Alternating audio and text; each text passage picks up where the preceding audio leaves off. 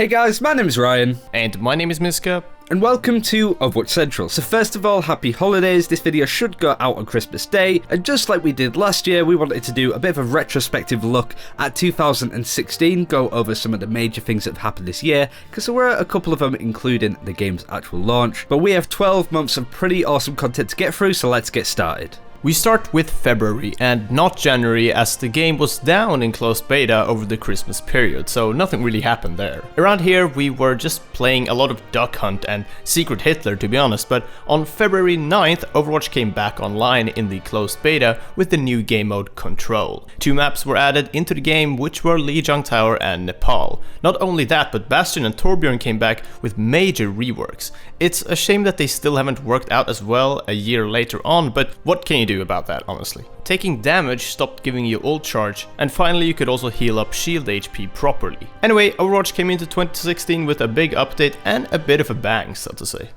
March brought Ilios and Route 66, the last of the maps to be added into the game before launch, as well as the addition of brawls. Around this time, Zenyatta was killing it with the god comp of 2 Zenyatas, 2 Genjis, a Symmetra and a Lucio. So also around this time, Zen was taking a lot of nerfs on the nose. We also got our first animated shot since the launch trailer. Recall hit our screens or phones, depending on where you watched them, and showed us how Blizzard really wanted to expand on its universe. Since then, we've had Alive, Hero, Brothers, The Last Bastion, and Sombra's little show at BlizzCon. But oops, we're spoiling the future a little bit, so let's move on to April.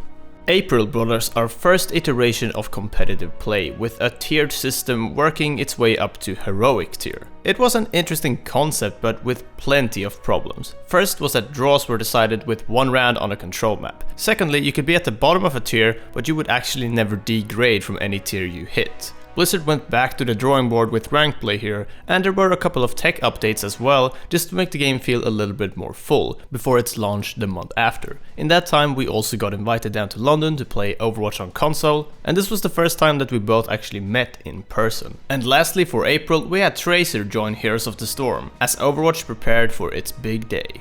Absolutely nothing happened in May. Nothing at all.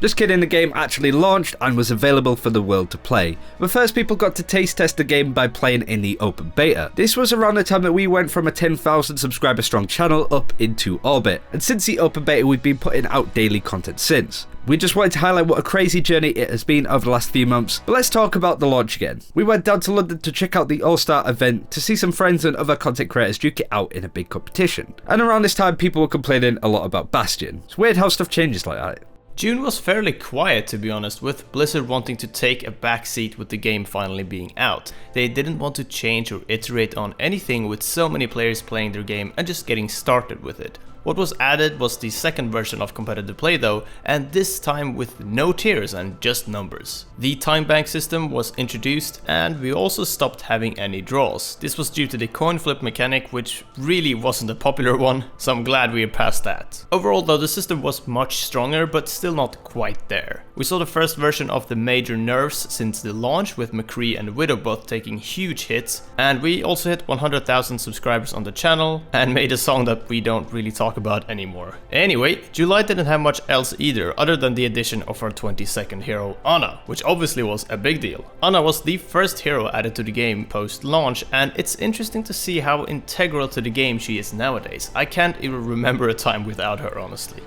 August came out of the tracks with the first season event, the Summer Games, based around the Olympics. It had Lucia Ball, which was pretty cool, but also brought some new skins and cosmetics with new loot boxes. Overall, it wasn't the best event in the world, but it definitely started off the amazing love for seasonal events across the community. Next up, we have Gamescom, where 2 major things happened. First, we had the addition of Eichenwald, the German hybrid map, and we also had the ESL Atlantic Showdown, which was the first major tournament based around Overwatch, with a $100,000 prize pool. We were lucky enough to be there ourselves, and we are hoping we could do the same next year at Gamescom. Whilst we were away, an assortment of crazy changes came through as well. Up until now, there were a couple of hero buffs and nerfs sort of added into the game, so this was the first major patch update that we had since the game came out.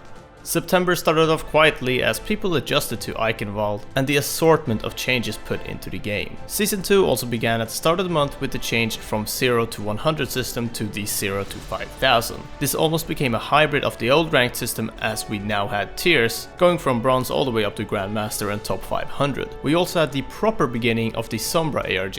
It had already been going for a little while, but this was when it all really started. A little Easter egg hunt that Blizzard put into the game was to tease our new hero. This went on into October, where a picture of Sombra was unfortunately leaked, but our attention was brought to the wonderful seasonal event that was Junkenstein's Revenge and the Halloween Terror seasonal event. Blizzard's first and hopefully not last PvE event, and some amazing skins and cosmetics went down with all of that. It's hard to believe that that was just 2 months ago, honestly. November brought the biggest weekend of the year with BlizzCon. Sombra was finally announced, as well as the new arcade, Echo Point Antarctica, and the tease of Oasis. Nothing could really put into words how amazing it was to see Sombra hack the opening ceremony, and just being able to hang out with other content creators, close friends, and some of you guys as well. I don't know about Miska, but I'm already counting down the days until the next one. Just a week later, Sombra and the arcade were added into the game, with them added in an extra level of integrity to Overwatch, not only with how the game played with Sombra, but how there could still be casual fun found in the arcade. Also at BlizzCon we saw the Overwatch World Cup with our friends in Team UK winning the whole. Wait, that's not right.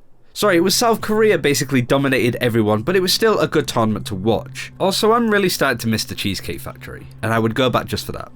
And we finally close out at the end of this month, and it's been pretty quiet overall as we've gotten closer to Christmas, but we have still had a lot of interesting content come our way. First of all was Oasis, the new control map teased at BlizzCon. Whilst the map isn't in the live game yet, it's still playable in the PTR. The main attraction that hit this month though was the seasonal event Winter Wonderland, featuring again a lot of amazing skins, decorated maps, and some cute little Christmas brawls to play. And that closes out 2016. We'd love to hear what your favorite parts of the year were, and if you have any crazy memories from beforehand. Remember the first game of Overwatch you played? All those bastions and all those changes to Bastion as well. But yeah, anyway, let us know what your memories from this year are in the comment section below. And that's it for this time. Thank you very much for watching. Do let us know your favourite parts of the year, as Miska said. And thank you very much for the support you've given us throughout the year. It's been amazing. As we said, since launch, we've been putting out daily content and we've grown a hell of a lot since. And that's all thanks to you guys. So have a great holiday season, and we'll see you in 2017.